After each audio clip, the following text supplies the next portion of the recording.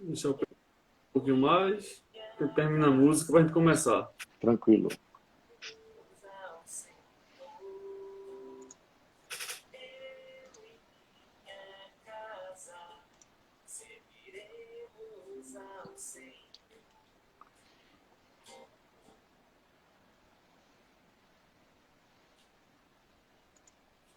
Tudo bem, Sandro? Boa noite. Tudo bom, Adolfo? Tudo bem, graças a Deus. Tudo certinho.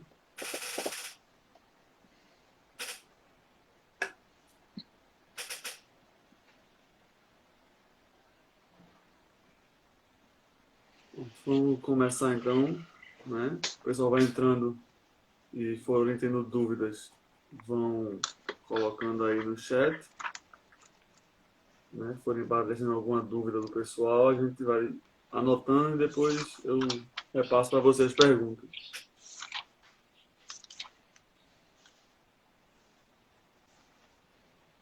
O tema da live de hoje, né? Eu e minha casa serviremos ao Senhor. Eu já logo lhe passo a palavra, Sandro, para dar uma explanação sobre o tema. Então, uma boa noite a todos que nos acompanham ou que depois podem acompanhar através dessa rede social. Estamos em plena Semana da Família, mês de agosto, mês das vocações.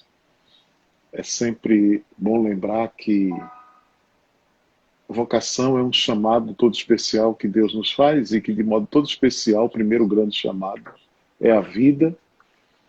E na vida somos convidados a realizar plenamente o projeto de amor que Deus nos apresenta, que é de sermos felizes. Então, o projeto de Deus para cada ser humano é a felicidade, né? Não é à toa que o primeiro grande projeto, né, depois da vida, é o projeto de jardim, né? Deus plantou um jardim e esse jardim colocou homem e mulheres para que eles fossem plenamente felizes. Esse ano, o tema da Semana da Família apresenta uma citação de Josué, né? Eu digo sempre um jovem, né, que chamado por Deus para conduzir o povo de Deus após a morte de Moisés. E uma das características de Josué é a coragem. Não é à toa que logo no primeiro capítulo e no versículo 9, Deus diz a Josué que eu o ordenei para que sejais forte e corajoso. E é a partir dessa reflexão que é retirada deste livro, do livro de Josué, que é um dos livros históricos, lá no capítulo 24, versículo 15, em que, diante desta infidelidade, muitas vezes, do povo de Deus, Josué se apresenta como aquele que, de maneira muito profunda, vai seguir os desígnios de que Deus tinha pensado para ele. E uma coisa também interessante do livro de Josué, que é de onde retiramos o tema desta noite, né? Eu e minha casa serviremos ao Senhor. O nome Josué nos lembra também outro nome, né? Que é para nós uma grande referência. No hebraico, Josué é Yeshua, né? Yeshua, Jesus, Javé, salva. Então, Josué, Jesus e Yeshua é o mesmo nome e que de maneira muito bonita nos apresenta a salvação de Deus na vida de todos nós. E esse jovem que faz a opção por Deus e coloca a sua família nessa dinâmica, né, de salvação, de amor, de fidelidade, nos apresenta aí alguns desafios. E para iniciar essa conversa, eu sempre gosto de trazer umas frases assim que podem nos ajudar a refletir também de maneira mais profunda. E eu diria que as melhores pessoas são aquelas que com a alma fazem carinho na gente. Eu vou repetir.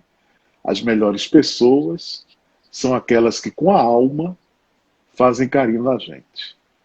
E se esse processo de empatia, ele se realiza plenamente dentro da família, nós poderemos com certeza dizer como Josué: eu e minha casa serviremos ao Senhor. E é nessa dinâmica de fidelidade e de compromisso que precisamos ter a clareza de que nós não nascemos prontos, né? Estamos sempre nos aprimorando. E aí lá no capítulo 1, versículo 9 do livro de Josué, Javé diz a esse jovem: seja forte e corajoso. Não se apavore nem desanime. E parece que hoje essa palavra ela se enquadra dentro desse contexto em que nós vivemos, né, de distanciamento social, de isolamento social, em que a palavra deve ser força e coragem. Não se apavore nem desanime, pois o Senhor, seu Deus, estará com você por onde você andar. E é assim que o livro de Josué começa, essa ordem de Deus para que ele seja forte e corajoso. Porque nós só podemos entender essa frase, que eu e minha casa serviremos ao Senhor, se a gente contextualiza quem foi esse jovem que acompanhou Moisés desde a saída do Egito e que nesse processo de fidelidade, de confiança, de amor, de dedicação, ele foi encarregado de agora conduzir o povo de Deus por uma nova etapa.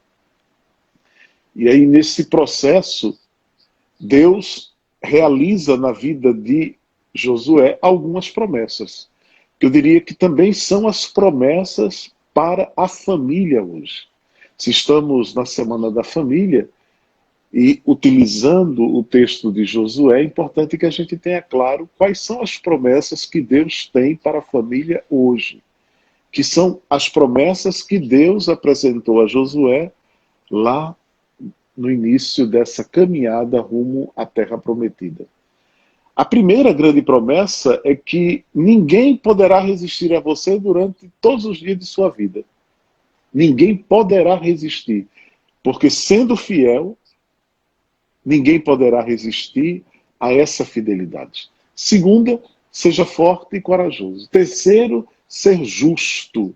E é interessante que quando a gente fala de justo na Bíblia, muitas vezes nós não podemos confundir justiça dos homens ou a justiça do direito, mas a justiça na Bíblia ela está profundamente enraizada à fidelidade aos desígnios de Deus. O homem justo é aquele que vive num processo de transparência com essa realidade divina, com Deus. Então, a justiça não é o cumprimento de normas, mas é essa relação amorosa com Deus. Por isso, a justiça é algo que vai caracterizar de maneira profunda a vida de Josué, e por isso ele pode dizer que eu e minha casa serviremos ao Senhor. Uma outra promessa que Deus propõe a Josué é que ele não desvie nem para a direita nem para a esquerda da palavra de Deus. Então, é seguir o caminho com retidão. E aí hoje parece que cada vez mais somos tentados a ou ir para um lado ou para o outro. E aí o grande desafio, né, de viver em família hoje é seguir o caminho correto. É não desviar-se do caminho nem para a direita, nem para a esquerda. Por isso é preciso ter na boca a palavra de Deus e meditá-la dia e noite. Uma outra característica fundamental para que eu possa dizer, como disse Josué, eu e minha casa serviremos ao Senhor. Mas se a gente só medita a palavra dia e noite e não a coloca em prática, então dificilmente nós daremos conta dessas promessas de Deus em nossa vida. E aí eu digo que hoje nós precisamos, diante dessa frase e desse tema que a Semana da Família nos apresenta, ter um olhar muito particular para a realidade da família. E o primeiro deles é uma abertura às novas experiências. Porque se nós não temos essa abertura do acolhimento, da fraternidade, da solidariedade, da compreensão de que o outro que mora em nossas casas é diferente de mim, então dificilmente eu poderei dizer, em família, eu e minha casa serviremos ao Senhor. Então essa abertura a novas experiências. Então, a tendência de ser aberto e novas experiências, não somente estéticas, culturais, intelectuais, mas, sobretudo, espirituais. Então, o diálogo hoje é um caminho indispensável para que eu possa dizer com clareza e com verdade, eu e minha casa serviremos ao Senhor. Para isso é necessário um processo de conscientização, não somente aqui, mas sobretudo aqui, no coração, no processo de amorização, no processo de acolhimento da verdade do outro e não somente da minha verdade. E Deixa aí eu isso, pois não, te interromper não, para diz dar um aí. complemento. Que hoje em dia parece que o mundo e a vida acontece da porta de casa para fora, né? Muitas vezes sai de casa disposto a ser compreensivo, ter empatia e pensar no próximo da porta de casa para fora. E quando se entra, falta esse olhar. Está mais preocupado em receber do que dar, né? E isso que você falou é bem pertinente, porque dentro de casa é onde deve começar, né? Não tem como E é, você ser um cristão praticante apenas da porta para fora. O próximo, mais próximo, está na sua casa, na verdade. exatamente, exatamente. E uma coisa que parece besteira, mas é uma verdade, é que os frutos da árvore não caem muito longe do pé da árvore. Né? Então, se a gente quer identificar os frutos ou a árvore, é preciso ver os frutos. E esses frutos não caem longe da árvore. Né? Então, é nessa relação de que é dentro de casa, é dentro da família. E é bonito quando, por exemplo, hoje, a igreja, de maneira muito sábia, tem falado e insistido nesta igreja doméstica. Né? Essa igreja que deve começar no seio familiar. E se algo de benéfico nós podemos colher desse tempo de pandemia, é essa possibilidade de olharmos para dentro, não somente para dentro de nós mesmos, mas para dentro das nossas relações familiares, que no processo de se confrontar com o outro tem trazido não somente coisas, experiências benéficas, mas também experiências maléficas, né? Porque não é à toa que nós temos aí e temos assistido ao aumento de crises, de separações, até porque conviver com o outro é difícil, não é um processo muito fácil. Nós estávamos acostumados a estar mais fora de casa, né, por toda a rotina de trabalho, né, e hoje, por toda uma situação, né, de pandemia, fomos obrigados a estar mais dentro de casa. E por esta ausência primeira que nós tínhamos, esse encontro com o outro às vezes se torna uma tarefa muito difícil de demandar com realidades de crises, a impossibilidade da construção do diálogo. Então, hoje, para a gente afirmar aquilo que Josué afirmou, né, quando o povo de Deus, num processo de infidelidade, né, queria trilhar um outro caminho, ele faz uma opção.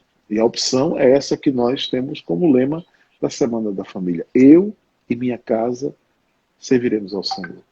E aí esse processo ele não acontece de fora para dentro, mas ele deve acontecer de dentro para fora. Né? E aí é esse processo de extroversão e não somente de introversão. Né? Então é uma dinâmica.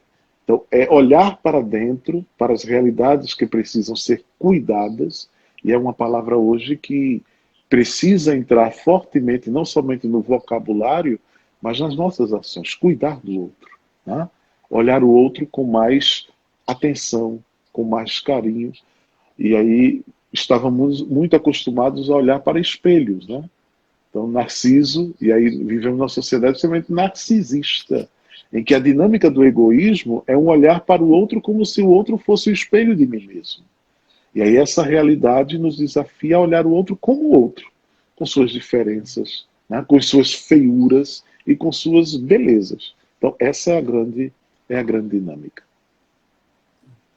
E o grande erro do Narciso foi foi criar uma autoimagem muito melhor do que era, foi se apaixonar por si mesmo, né? Exatamente. E com toda essa situação que estamos passando, não apenas com o outro, mas nós acabamos nos deparando com nossa própria feiura, Exatamente. na verdade. Então, isso é uma coisa que às vezes você aperta no calo porque você percebe que o erro não é o outro. Isso é uma questão que esse período também está nos fazendo colocar à prova. Nós estamos nos colocando mesmo à prova em tudo, né? Tanto na nossa relação com o próximo, como com nós mesmos. E fica E até toda. porque e Narciso morre mergulhando em si mesmo, né? No É, reflexo, né, dele naquele lago, ele mergulha e morre afogado em sua vaidade, em seu egoísmo, morre em si mesmado. Então, esse processo de egoísmo fundamental nos leva muitas vezes a fazer esse mergulho em nós mesmos, não no sentido positivo, que é importante que nós mergulhemos em nós para descobrir as nossas mazelas e as nossas belezas, mas o grande problema é quando nós perdemos a possibilidade de enxergar aqueles que estão no nosso entorno, né? E perceber neles a presença de algo que vai me enriquecer também como pessoa. Porque a diferença me enriquece. E aí, na família, perceber essas diferenças é fundamental. E aí, o grande desafio é desenvolver, eu diria, como um elemento fundamental, o processo de amabilidade. Né? Essa amabilidade, essa capacidade de agir de forma cooperativa e não de forma egoísta. O indivíduo que é amável, ele é cooperativo. E aí ele desenvolve algumas características que é a da tolerância. E aí, eu e minha casa serviremos ao Senhor, mas a dimensão da tolerância que se estabelece por um vínculo de amabilidade, ela é fundamental para que eu possa conviver com o diferente. Então, a tolerância, o altruísmo, a modéstia. Hoje, cada vez mais, somos tentados a suprimir a modéstia pelo, pelo espetáculo. Né? Então, hoje nós vivemos uma sociedade onde a estética ela tem mais valor do que a modéstia. E aí, nessa dinâmica da estética, ela se fecha em si mesmo e não abre espaço para desenvolver a simplicidade, a simpatia, né? O simpático, né? Que abre caminho para a empatia. Então, eu só sou empático na medida em que eu simpático, né? Que eu possa criar essa sintonia com o outro e somente nessa sintonia eu construo o processo de empatia, me colocando no lugar do outro, as ações, as dificuldades e as possibilidades do outro ser mais. Porque na medida em que eu estabeleço esse vínculo, eu também cresço como pessoa. Interessante que domingo passado nós refletíamos no Evangelho, né, tão bonito de São Mateus, em que Jesus caminhando sobre o mar, né, um mar bravio, revolto, com ventos contrários, os apóstolos de longe perceberam como que um fantasma. Né? Pensavam que era um fantasma. Mas por que eles pensavam que Jesus era um fantasma? Porque eles estavam com um olhar míope. Né? E como eu sou míope, eu sei bem dessa realidade. Né? Se eu tirar o óculos, eu não vejo com nitidez aquilo que está longe.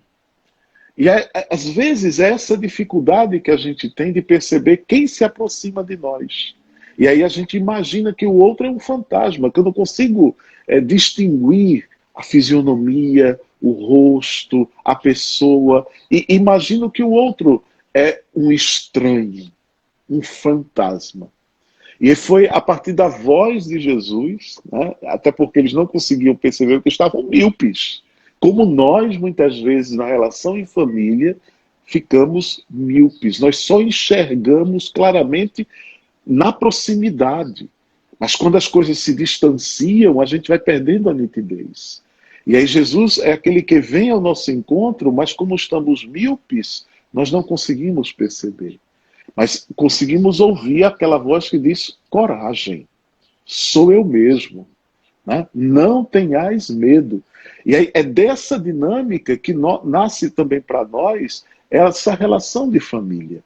É preciso usar óculos, né, que nos ajude a perceber com nitidez, não somente na proximidade, mas no distanciamento, as realidades que estão em torno de nós.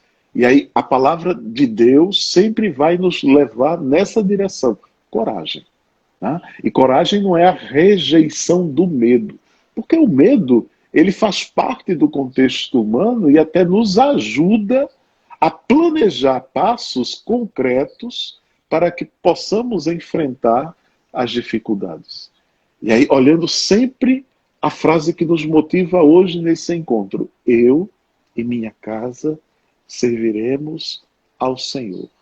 Mas é preciso que a gente esteja atento a esse processo de abertura às novas experiências, que a gente tenha uma consciência clara dos desafios que se apresentam diante de nós, para que sejamos extrovertidos, desenvolvendo um processo de simpatia para estimular a empatia, através da amorosidade, que nos ajuda a construir esse modelo de tolerância, de altruísmo, de modéstia, de simpatia, rompendo com a teimosia que muitas vezes destrói as relações em família. A gente é muito teimoso, a gente insiste em continuar fazendo as mesmas coisas, mesmo sabendo que elas são erradas.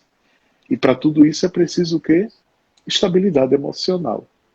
Né? E eu acho que hoje o grande desafio das famílias é gerir as emoções. Porque a gente muitas vezes fala sem pensar, age sem pensar. E aí toda vez que a gente fala e age sem pensar, a gente prejudica, a gente quebra aquele cristal das relações humanas. Né? Então, um dado importante é essa estabilidade emocional. Porque às vezes parece que se utiliza da família não como um porto seguro como deveria ser, mas como se fosse uma zona livre, que pudesse fazer o que fosse porque família perdoa, né? E você começou falando logo no começo da live sobre vocação, e a vocação para viver em família também é um chamado para de Deus, Exato. né? E é um chamado, e o chamado você tem que responder com coragem. Eu acho que a gente pode fazer essa coisa, esse link da vocação e da coragem dentro do seu familiar. Porque existem várias vocações, vários chamados, né? Padre Adriano, ele foi chamado para o sacerdócio, mas também a vida em família, ser pai, ser mãe, é uma vocação que Deus chama. E a coragem está em atender ao chamado de Deus, né? É saber que Ele está no comando. E muitas vezes a gente faz um paralelo da coragem com o medo, com a covardia, mas se a coragem não for com prudência, você pode desaguar na temeridade também. Exato. Então, E a pode vocação à vida. pelo excesso. Exato. E a vocação à vida matrimonial, ela é tão importante porque ela é o celeiro de outras e de todas as vocações da igreja. Então, sem esta vocação, esse chamado à vida matrimonial, que não é fácil, né? Porque eu sempre brinco em alguns encontros dizendo assim: ah, é muito bom na época do namoro, né? Tudo são flores, né? O outro se prepara, se perfuma, coloca a melhor roupa, né? Escova os dentes, coloca o enxaguante bucal, e aí depois vem o noivado. Né? E aí começa aquele processo também ainda de carinho, de atenção, de cuidado, de jantares. E aí vem o matrimônio. E é neste momento em que aquele amor primeiro é colocado, né, numa situação de realidade, porque aquele enxaguante bucal, né, que era colocado para sair, agora ele se confunde com aquele hálito de flores campestres quando a gente amanhece. Né? O cabelo que é bem penteado agora está todo, né, desmantelado. O outro agora está na vida real, não é aquela vida ilusória.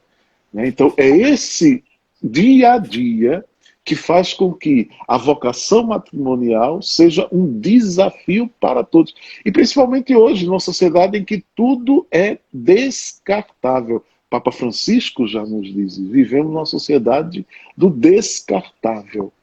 Né? E a vocação matrimonial é uma vocação para toda a vida.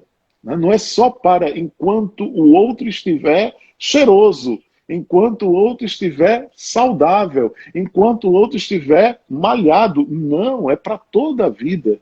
Inclusive quando as rugas começarem a surgir, quando os dentes começarem a cair e serem substituídos por próteses. Então, é dentro dessa realidade do dia a dia em que nós somos colocados diante do grande desafio, a vida matrimonial.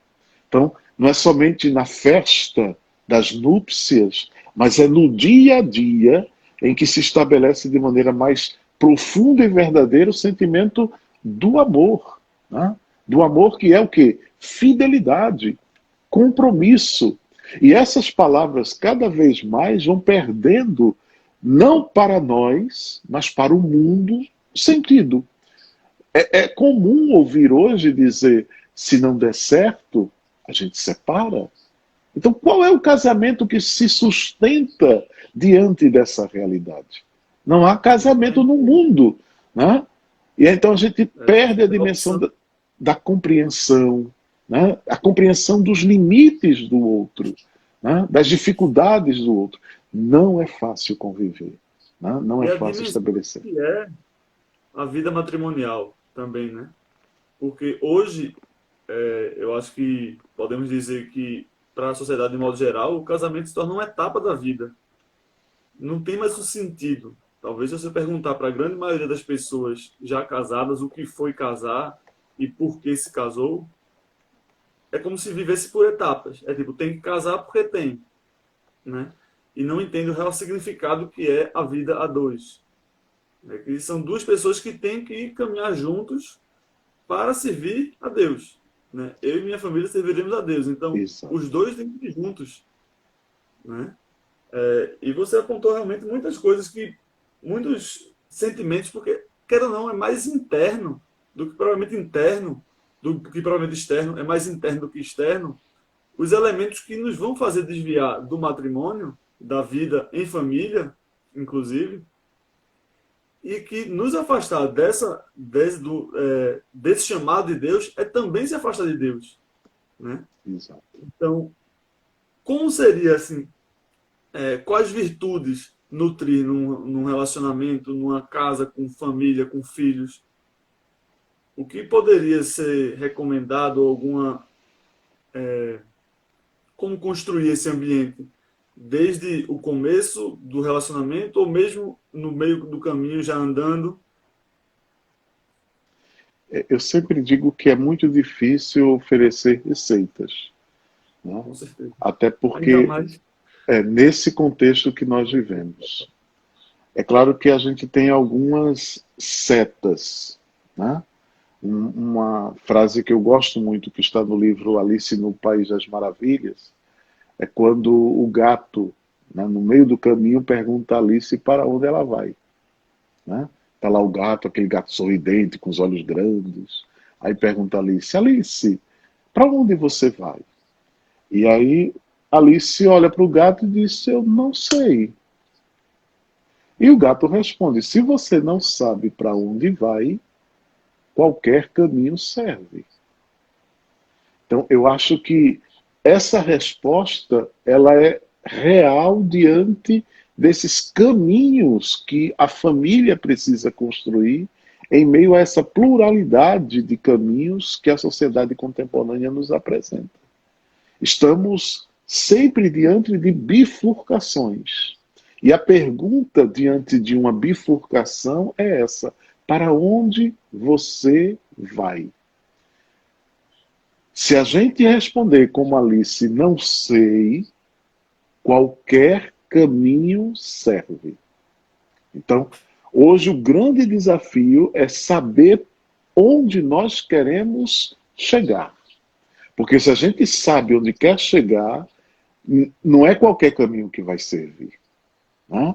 Se a gente sabe onde quer chegar, a gente sabe a direção e sabe os passos e vai se equipar para fazer esse caminho de forma significativa. Mas, ao mesmo tempo, é fundamental que a gente tenha consciência de que mais importante do que saber aonde quer chegar é como eu estou vivendo este caminho. Porque muitas vezes a gente também fica muito preocupado na chegada.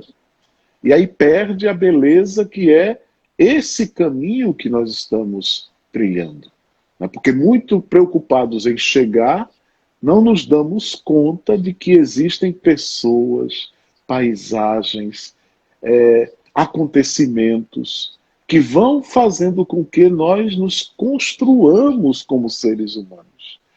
E aí, nessa caminhada, é preciso que a gente se abasteça de elementos que vão nos dando o suporte. A palavra suporte é muito bonito. Paulo utiliza isso em uma de suas cartas, né? Suportai-vos uns aos outros no amor.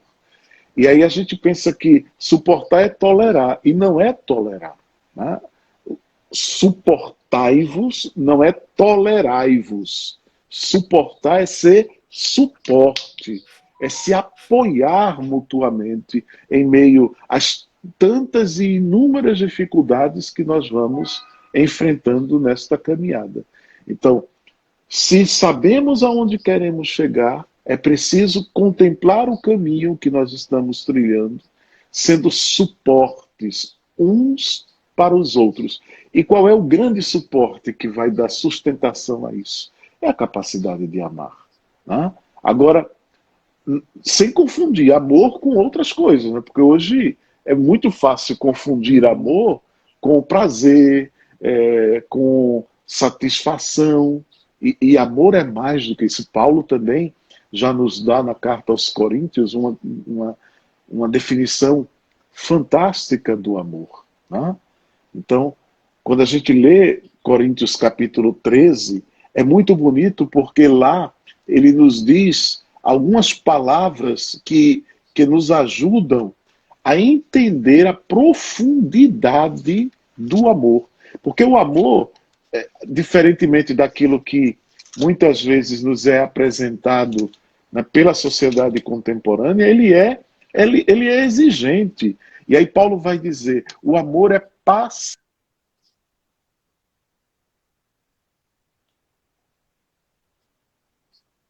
E a primeira característica do amor, paciência. Num modelo de sociedade que tudo tem que ser muito rápido, né? Até o sinal da internet, se falha um pouquinho, a gente já fica angustiado. Eita, o que foi? Então, o amor é paciente, respeita o ritmo do outro. Uma outra característica que Paulo apresenta, que eu acho fantástico no capítulo 13, e que se enquadra dentro dessa dinâmica que nós estamos refletindo aqui, o amor é prestativo. Né? E o que é prestativo? Prestativo é capaz de compreender não as minhas necessidades, mas a necessidade do outro. Será que a gente está atento a necessidade do outro ou somente as minhas necessidades? Né? Eu gosto sempre de uma história de um grupo de monges, eram 3 monges, e eles estavam sozinhos num grande convento. Depois de muito tempo, esse convento foi perdendo os monges e só restavam 3. E eles muito preocupados, porque se eles morressem, aquela experiência religiosa também morreria com eles. E aí eles ficaram sabendo que existia um outro monge que morava numa caverna muito distante, numa montanha altíssima, e que esse monge era conhecido como alguém que estava muito próximo de Deus e dizia sempre a verdade. E eles decidiram fazer essa caminhada para conversar com esse monge, para perguntá-lo o que é que eles deveriam fazer para que o convento e aquela ordem religiosa não morresse. E eles se colocaram no caminho. Chegando lá no alto da montanha, eles chamaram o monge, e o monge de dentro da caverna disse: olha, eu só atendo um de cada vez. Então não adianta vir os 3. Oxe, como é que ele sabe que só somos 3? Né? Só um de cada vez. Que entre o primeiro. E aí o primeiro entrou, e o monge, antes que ele dissesse qualquer coisa, disse: olha, antes que você fale alguma coisa, eu tenho uma revelação para fazer a você. Aí ele ficou assustado. Aí, o que é? Eu ontem recebi uma mensagem de Jesus. E Jesus disse que estava morando com vocês no convento. E aí ele: como? Sim, Jesus mora com vocês no convento. E aí ele pensou no seu íntimo: bem, não sou eu. Só pode ser um dos meus 2 companheiros. E saiu. E entrou o segundo, e o monge disse a mesma coisa: Jesus está morando com vocês no convento. E o segundo disse: não sou eu. Só pode ser um dos meus 2 irmãos. E entrou o terceiro, e o monge disse a mesma coisa. E os 3 voltaram para o convento, mas só que a volta, ela foi diferente. Porque na volta, cada um, de forma prestativa, o amor é prestativo, perguntava: você está precisando de alguma coisa? Eu estou sentindo você tão cansado, eu posso levar a sua mochila? Olha, eu preparei um peixe aqui todo especial e vou servir a você. E interessante que eles, durante o caminho de volta, estavam tendo gestos de amor que se realizava através da prestação de serviço. E aí eles voltaram amando-se mutuamente. Chegaram ao convento. No mesmo dia em que eles chegam no convento, alguém bate à porta. E era um jovem. E esse jovem dizia: eu quero fazer a experiência que vocês fazem. Porque no caminho nós observamos o quanto vocês se amam e nós queremos viver esse amor. E essa foi a 4ª vocação. Uma semana depois, já existia uma fila de jovens que queriam fazer essa mesma experiência de amor. E é interessante que quando é que o amor é prestativo? Não é por palavras, mas é por atitudes. E por isso Paulo diz: o amor é prestativo. O amor não é invejoso, não se vangloria, não se incha de orgulho, não falta com o respeito, não é interesseiro, não se irrita, não planeja o mal, não se alegra com a injustiça, mas se alegra com a verdade. E aí vem as 4 palavrinhas que eu diria que são fundamentais para a vida em família hoje. O amor tudo desculpa, tudo crê, tudo espera e tudo suporta. Então, se a gente consegue entrar nesta dinâmica do Evangelho, vivendo em família, capazes de perdoar, suportar, acreditar e esperar, a gente pode dizer com toda a verdade: eu e minha casa serviremos ao Senhor.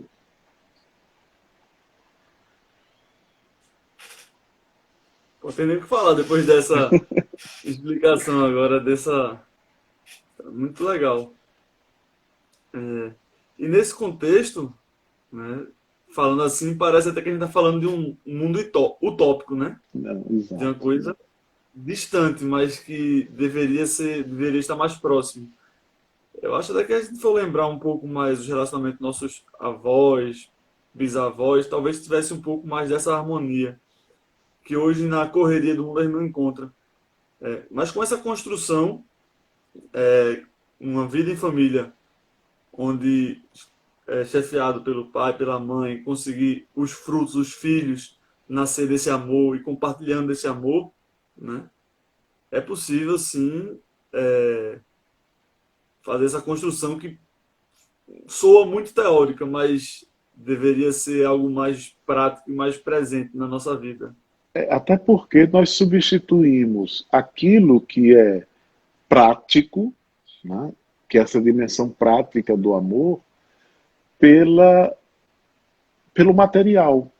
Né? Então, entendemos o prático hoje de que maneira? Eu tenho que oferecer o sustento à minha família. Eu tenho que suprir a minha família de coisas materiais. Então, é como se, e uma coisa também que eu sempre gosto de dizer em alguns encontros, é que São Francisco uma vez foi perguntado por que a casa onde você mora não tem portas nem janelas. E aí Francisco dizia, porque nós somos pobres. E quem é pobre não precisa colocar portas e janelas. Eu abracei a irmã pobreza para que eu possa ser verdadeiramente livres.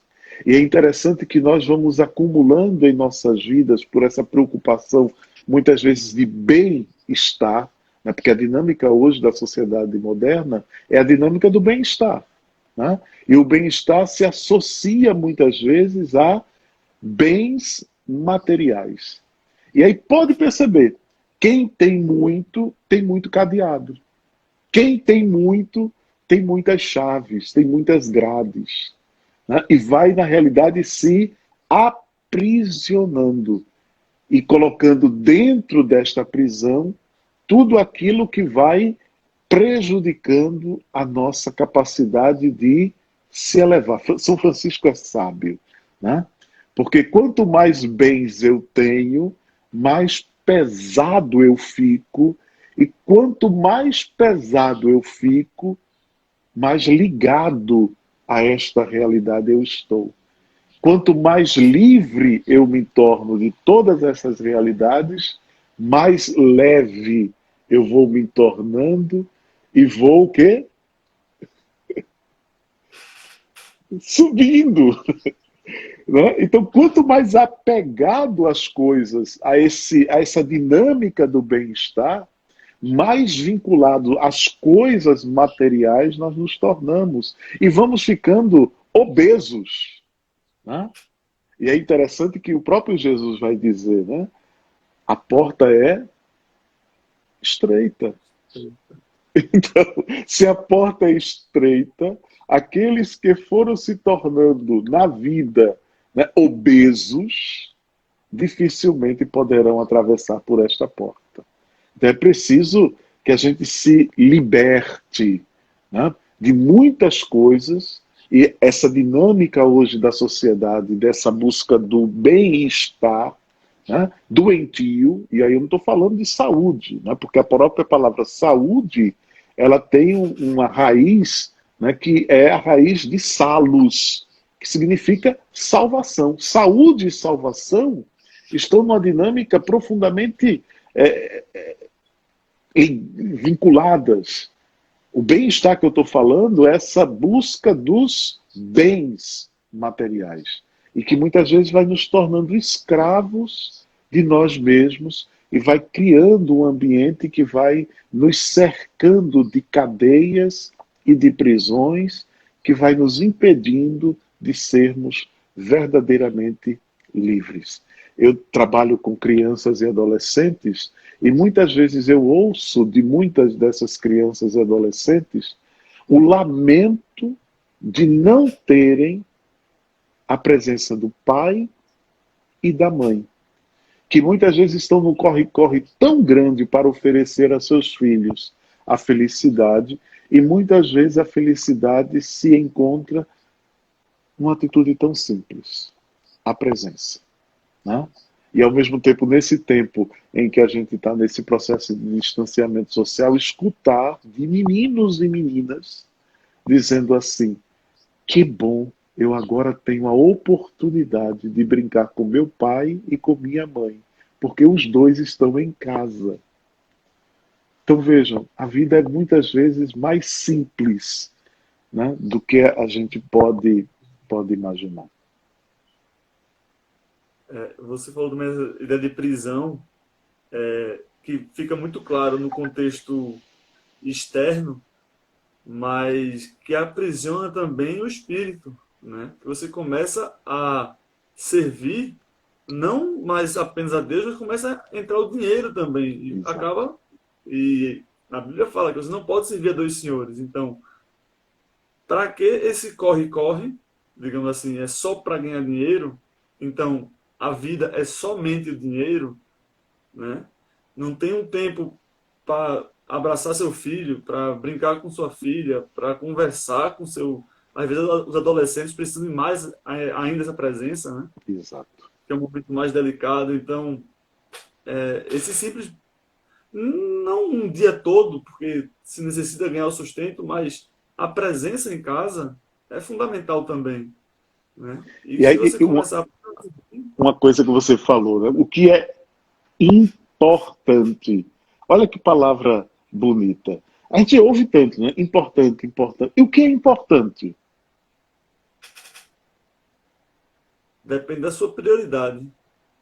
Importante é aquilo que importamos para dentro de nós. A palavra importante lembra importar. O que é que eu trago para dentro de mim?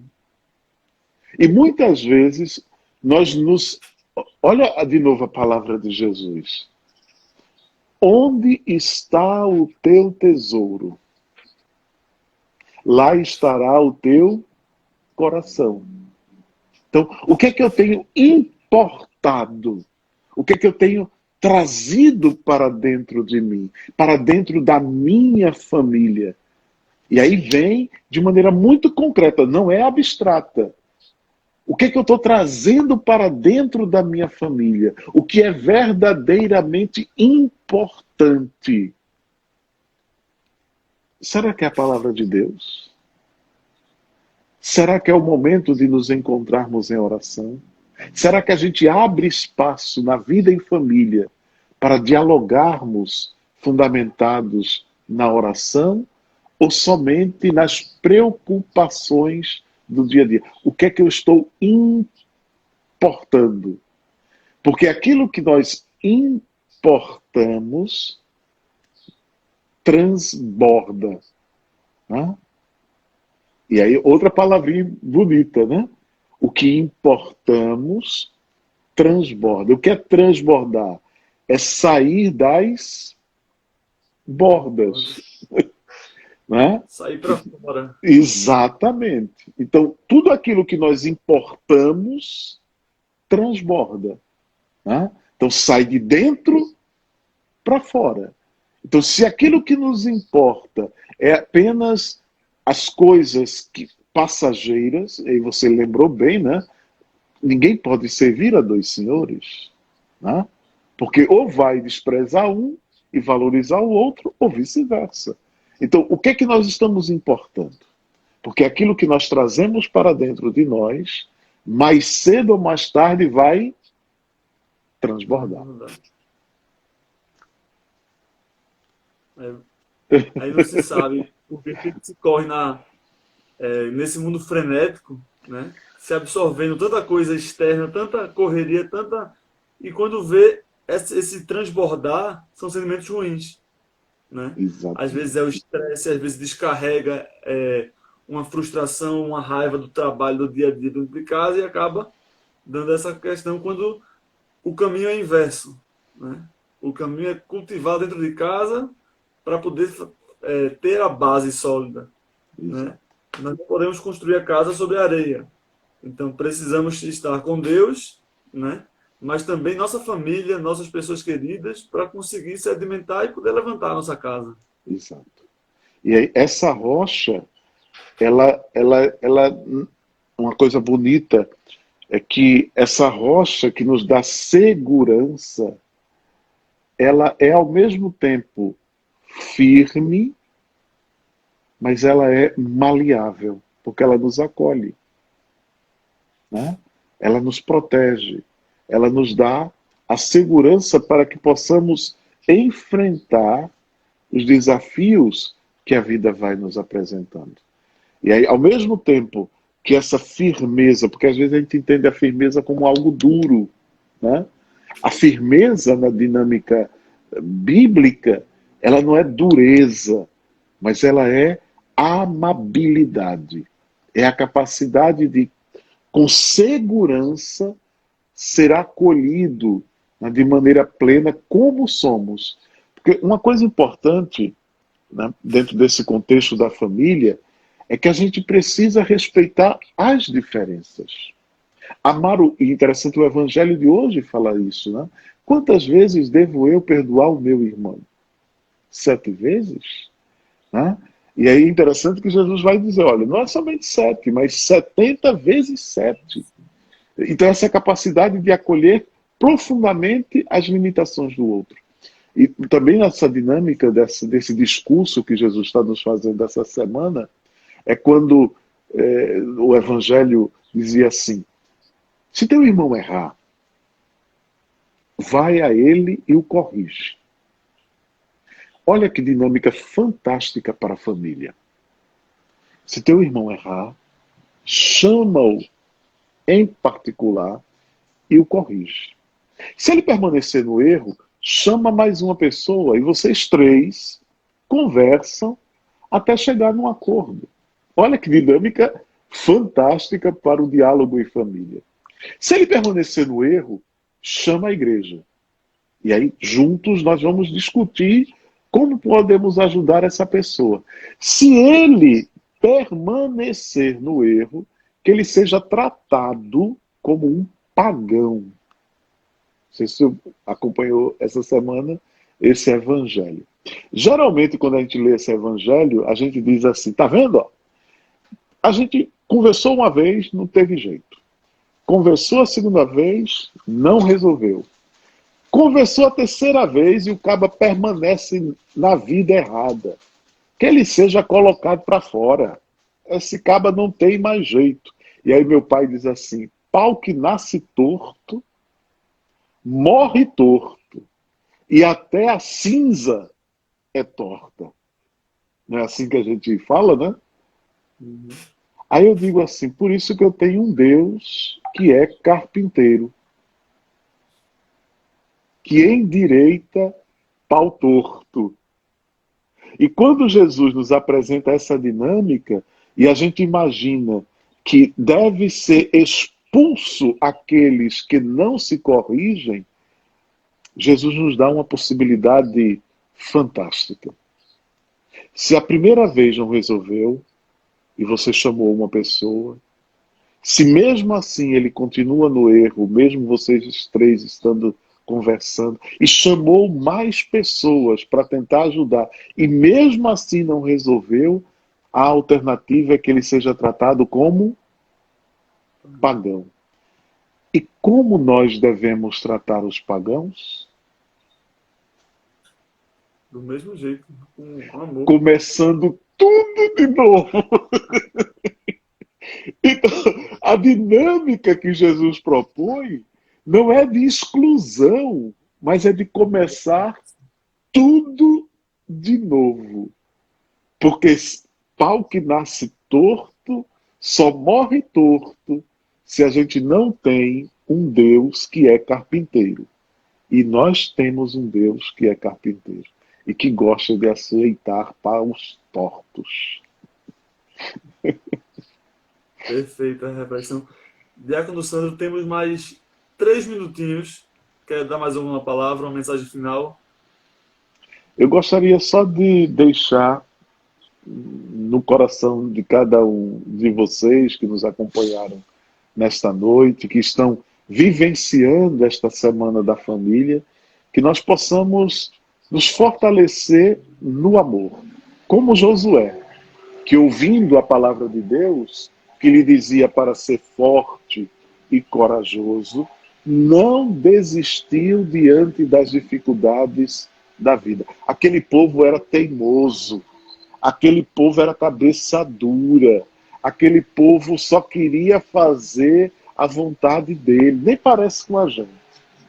Mas ele permaneceu fiel até o fim. E lá no capítulo 24 ele vai dizer: eu e minha casa serviremos ao Senhor.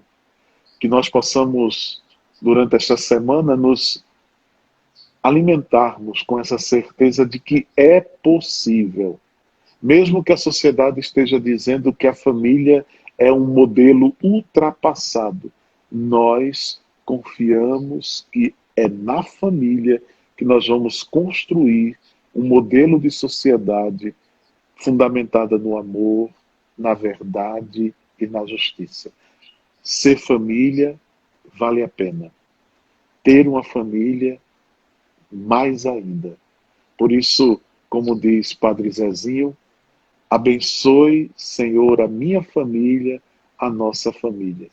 Que possamos acolher essa bênção de Deus que nos ajuda a ser mais fraternos e irmãos. Amém. Abençoe-nos o Deus Todo-Poderoso, o Pai, o Filho e o Espírito Santo. Amém. Amém. Muito obrigado, Diácono Sandro. Foi muito esclarecedor essa live. Eu vou fechar aqui que eu acho que já está encerrando nosso tempo. Estamos Muitíssimo juntos. Um obrigado. abraço a todos vocês, ao Padre Adriano. Meu fraternal abraço. Outro para você. Até a próxima. Se Deus quiser.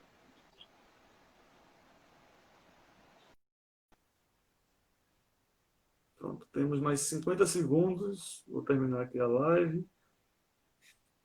Para mais informações do que vai ter amanhã, né, entrem no Instagram da paróquia, que está aí, e confiram a programação. Muito obrigado a todos que acompanharam. Tenham uma boa noite.